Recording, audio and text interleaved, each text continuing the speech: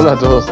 Esta vez me gustaría hablarles de una comparación muy interesante que me encontré en un libro que se llama The Tao of Capital de Mark Spitznagel.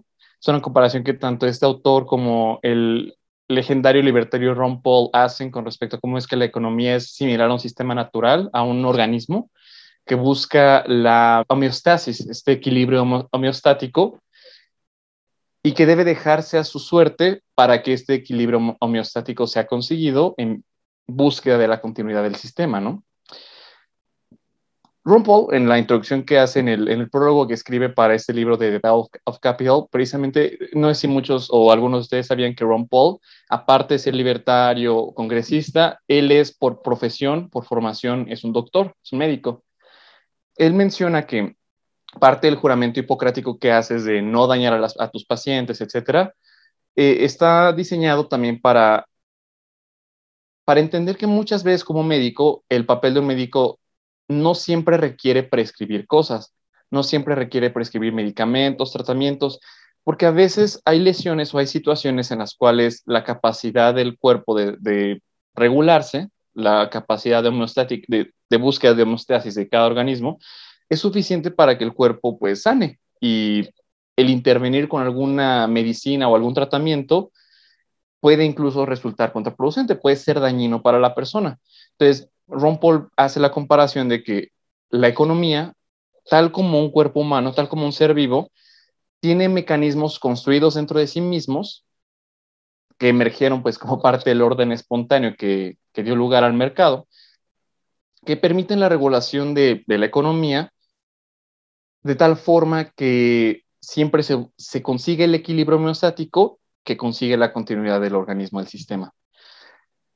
Para entender mejor cómo es que funciona esto, Mark Spitznagel, en este libro The Tao of Capital, hace la comparación con un bosque. Mark Spitznagel dice que en algunos bosques te encuentras con dos tipos de organismos. Hay algunas especies de árboles que crecen rápido, que se desarrollan muy rápido, ¿no? Hay otras especies que son un poquito más lentas en tomar forma, en crecer, pero que cuando lo hacen son realmente más robustas que las primeras. Mark Spitzer, aparte de esto, pues en todos lados, como pasa con cualquier ser vivo, con cualquier organismo, siempre hay especies o siempre hay organismos, individuos que son un poquito más frágiles, más débiles, más susceptibles a enfermedades, a sucumbir ante la presencia de un desastre, ¿no? Y eso pasa con los bosques. En los bosques, pues hay algunos árboles que no se desarrollan bien, que no tienen acceso a buenos recursos, a luz del sol, agua, etcétera.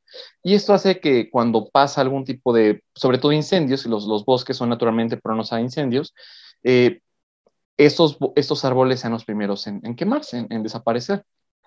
Sistema en donde estos árboles débiles tienden a ser los primeros en perecer de frente a un incendio, es el mecanismo de autorregulación de un bosque. Mark Spitznagel continúa diciéndonos que los, los árboles que una vez se presenta un pequeño incendio forestal que desaparece a unos cuantos árboles de los que son débiles, lo que consigue es, pues al desaparecer esos árboles, permite que exista terreno, espacio y recursos en términos de agua, nutrientes de tierra, luz del sol, etcétera, que fluyan hacia los otros árboles que no se quemaron, que son más fuertes para que estos continúen creciendo.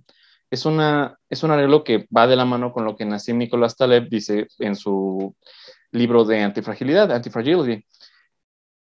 El organismo, el sistema, gana a costa de unos cuantos. Los árboles débiles se queman, pero todo el bosque gana. Y este mecanismo de autorregulación permite que el bosque, que ese sistema continúe a lo largo del tiempo, que prevalezca. Esa es la idea principal. Entonces, cuando el gobierno, muchas veces, pues, como hemos hablado, como cualquier libertario cree en sus adentros, pues sabemos que el gobierno no es muy cognisciente de varias cosas, entre ellas, por ejemplo, cómo funcionan los bosques. Esto llevó a que en Yellowstone National Park hubiera una tragedia precisamente porque para el gobierno los incendios forestales pequeños, que son naturales, son malos, deberían de prevenirse. Lo que pasó en Yellowstone National Park, como nos cuenta este Mark Spitznagel, es que el gobierno empezó a intervenir impidiendo que esos pequeños incendios que controlaban la cantidad de materia seca prona a encenderse, la desaparecían de tiempo en tiempo, pues se suprimían, el gobierno llegaba y suprimía ese tipo de incendios, ¿no? Los apagaba con rapidez. Lo que termina pasando, después de un tiempo de suprimir esos incendios, es que hay demasiados árboles débiles pronos a incendios y muy pocos árboles fuertes. Mucha materia seca, malnutrida, en donde cualquier incendio pequeño se convierte en algo incontrolable. Y eso fue lo que pasó. Al haber tantos árboles que tendrían que haber perecido hace mucho tiempo, dando así paso al fortalecimiento de los árboles fuertes, un incendio que hubo en Yellowstone National Park logró consumir mucha más área forestal de la que hubiera consumido de haber el gobierno dejado al bosque en paz y permitido que el sistema de autorregulación del bosque siguiera su curso. Al intervenir, al entorpecer este mecanismo de autorregulación, de búsqueda de homeostasis, de búsqueda de equilibrio del bosque, lo que consiguió fue una destrucción más grande de la que normalmente ocurre, porque reitero, la destrucción localizada, limitada en el tiempo, que sufren esos bosques con frecuencia, existe como un mecanismo de autorregulación para que el bosque continúe, para que el bosque se vuelva más fuerte, sea poblado por árboles cada vez más fuertes. Al intervenir el gobierno con eso, lo que consiguió fue una destrucción más prolongada e impidió que se formaran o que los árboles más fuertes, los especímenes más fuertes, emergieran y se fortalecieran como resultado de este mecanismo de autorregulación. De una forma muy parecida es como funciona, de hecho, la economía. En la economía, pues, existen labores, personas, bueno, o sea, más que nada, labores, no es tanto sujeto a personas específicas, sino más bien a ciertas actividades, ciertas ocupaciones y ciertas firmas que son mejores para el sistema que otros. Por ejemplo, hay ocupaciones que son, como ya todos sabemos, que son desplazadas como resultado de la destrucción creativa que mencionaba Joseph Schumpeter. Entonces, esta destrucción creativa lo que resulta, obviamente, es desplazar a firmas que ya son obsoletas, que ya no pueden competir con las nuevas formas de hacer las cosas que han sido más eficientes, más baratas. Algo que pasa dentro de este mecanismo es algo muy parecido a lo que pasa con los bosques cuando se queman estos pequeños especímenes débiles, liberando así recursos para los especímenes más fuertes. Cuando estas firmas quiebran, estas firmas que ya no pueden competir, que ya no tienen la misma creatividad, ingenio, recursos, ya no están en sintonía con los deseos de nosotros como consumidores, cuando esas firmas quiebran, los bienes raíces que tenían, que eran propiedad de esta firma, los empleados, los recursos que esta firma consumía, pues ya no pueden ser consumidos por este organismo, por esta firma. Lo que pasa con esos empleados, especialmente, por ejemplo, y reitero, con el suelo, etcétera, es que ahora fluye a sus usos más productivos, en donde ahora los empleados van a buscar otro trabajo, pero ese trabajo, pues forzosamente va a llevarse a cabo en una firma que por necesidad, si sigue existiendo, está mejor parada que la que acaba de quebrar. Entonces, esto indica que esta firma pues sigue estando, al menos temporalmente, en sintonía con los deseos del consumidor, sigue siendo benéfica para todos como sociedad. Los consumidores seguimos con nuestro dinero votando porque esta firma sigue existiendo, ¿no? Esta firma es capaz de atraer a los recursos que han sido liberados por las pérdidas de las firmas que quebraron, ¿no? Los recursos fluyen hacia los usos más valiosos.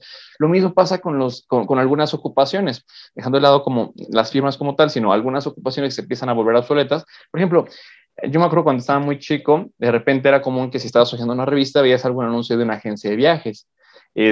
Ahorita las agencias de viajes pues ya prácticamente están muertas, ya no existen, porque ese tipo de sitios como Booking.com, Expedia, etcétera, han logrado pues hacerte lo mismo que hacía la agencia de viajes por internet, sin tener que pararte, manejar, ir a buscar a tu agente, y pues obviamente a costos más baratos, porque estas firmas, estas startups tecnológicas, pues lo que han conseguido, consiguen tratos más baratos por cómo es que son tan avanzadas tecnológicamente, ¿no? O obviamente ocupan menos personas, puede servir a un público más amplio, etcétera. Entonces, esto obviamente desde el punto de vista de quienes eran dueños o empleados de una agencia de viajes es malo, para ellos particularmente, pero la sociedad en general ganó de ese tipo de arreglos gracias a la innovación. Entonces, por ejemplo, los empleados que trabajaban en esas agencias de viajes, claro de que experimentan este pequeño episodio de desempleo, por más doloroso que sea, fluyen después hacia las firmas que están mejor paradas, ¿no? Y reitero, esta labor que estos empleados llevaban a cabo en la agencia de viaje moribunda, pues ya no era valiosa para la sociedad, no era valiosa reflejada en el hecho de que ya no pagábamos, ya no votábamos con nuestro dinero para que siguiera existiendo, ya no renunciábamos a otras cosas para dirigir nuestro consumo a las agencias de viaje físicas que operaban con personas, de donde tienes tu agente de viaje persona a persona, pues. Entonces, al quebrar la empresa, esos empleados con todo y la molestia, lo incómodo que es sufrir desempleo, pues fluyen y se vuelven más útiles para la sociedad. Su nueva labor se vuelve más enriquecedora para todos. Entonces, reitero, el mero hecho, el mero testamento de que esto es así, es testimonio, perdón, de que esto es así, es el hecho de que esta firma sigue existiendo. Si la firma sigue existiendo es porque la gente en general, no, en la mayoría de los casos, la gente sigue votando con su dinero para que esa firma exista. Seguimos renunciando a otras cosas para preferir el consumo de lo que esta firma que sigue en pie existe, ¿no? Porque mientras tal vez haya firmas que estén endeudadas y por eso sigan existiendo, la realidad es que es difícil también para esas firmas seguir cumpliendo con sus compromisos, con sus deudas, pagando sus compromisos, si es que ya no reciben dinero. Es imposible. Entonces, a través de este mecanismo de autorregulación, que no es equilibrio por el mero hecho de buscar equilibrio. Las fuerzas de oferta y demanda tienden hacia un equilibrio ideal, pero irrealizable, porque siempre va a haber cambios, siempre va a haber movimientos dinámicos a lo largo de la economía que van a evitar que exista un punto de estacionalidad, siempre va a haber cambios. Las fuerzas de oferta y demanda tienden hacia este constructo imaginario de equilibrio, precisamente para procurar la existencia, la continuidad del sistema. Es como Antonio Damasio, un aclamado neurocientífico, dice en su libro The Strange Order of Things: la homeostasis no es nada más el equilibrio por razón de ser, no es nada más por eso. Existe la homeostasis, es este equilibrio que los organismos buscan con la intención de prevalecer a lo largo del tiempo. Esa es la intención de que la economía, el mecanismo emergente que tiene la economía, la sociedad, para prevalecer, la búsqueda de homeostasis en las actividades económicas. Si este mecanismo es interrumpido por regulación gubernamental, como cuando el gobierno empieza a subsidiar algunas empresas, regula el mercado laboral, etcétera, impide que este mecanismo funcione de forma adecuada. Y tal como en el ejemplo del desastre terrible del Yellowstone National Park en Estados Unidos, logra que crisis pequeñas, pequeños episodios de dolor en donde tal vez alguna firma, un par de firmas o algún grupo de empleados pierden el empleo, por ejemplo, de forma temporal, solo para después fluir hacia usos más valiosos para toda la sociedad. Estos pequeños episodios de dolor localizados en el organismo, en el sistema, se llevan a cabo. Y al impedir esos pequeños episodios de dolor, lo que consigue es cocinar una crisis más grande. Es precisamente por eso por lo que la intervención del gobierno en la economía debe de ser evitada. A toda costa, el gobierno no tiene nada que hacer regulando el mercado. Como decía el gran Ludwig von Mises, el único papel que el gobierno puede tener justificadamente en la economía es meramente salvaguardar la integridad de los actores del mercado, protegiéndolos de fraude de otras personas y de agresión física. Meramente como poner una barda a lo largo del mercado. Es lo único que el gobierno debe poder hacer. Una barda de seguridad y ya. Y bueno, el reforzar los contratos que se llevan a cabo entre particulares para que una persona no pueda decir, no pueda salirse de un contrato nada más porque ya no le gustaron los términos, ¿no? Entonces, es importante reconocer esto, porque si no vamos a seguir pidiendo que el gobierno intervenga en la economía para evitar que temporalmente perdamos un empleo o que alguna empresa quiebre porque decimos, ay, qué terrible para esas personas o qué terrible para la firma como tal, sin considerar que al intervenir, pues el gobierno lo que hace es pues hacer de una situación que pudo haber sido limitada en tiempo y espacio, algo mucho más grave, algo que se extiende a más industrias, algo que es más doloroso para todos al final del día. La economía como un mecanismo emergente, la economía del mercado emergió no por diseño humano, o sea, no porque una persona dijo, voy a inventar este arreglo de oferta y demanda, este esquema, no, eso lo descubrieron los economistas que empezaron a analizar cómo es que funcionaba este mecanismo emergente. Entonces, como otros sistemas naturales, este ya tiene dentro de sí mismo los mecanismos que procuran su supervivencia, su continuidad, su reproducción, su prosperidad a lo largo del tiempo. Entonces, dejemos de pedir que el gobierno intervenga, porque el gobierno no vuelve ese sistema más próspero, lo vuelve más frágil y nos hace más pronos a sufrir de episodios largos de dolor en lugar de momentos localizados de pequeño desconfort.